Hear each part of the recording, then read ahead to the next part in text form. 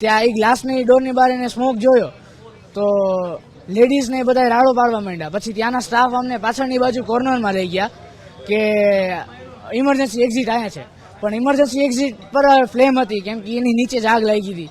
તો પછી મને ત્યાં કોર્નરમાં પતરું દેખાણું કે આ પતરું તોડીને આપણે જઈ શકીએ.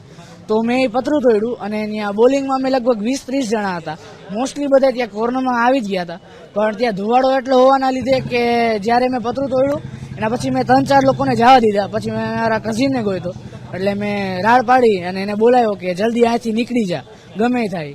એ વયો ગયો, પછી 2 જણા ગયા, પછી હું ગયો. એટલે મારા નીકળવા પહેલા મારો શ્વાસ પૂરો થઈ ગયો હતો, આ સ્મોક ભરાઈ ગયો હતો આખો લંગ્સમાં.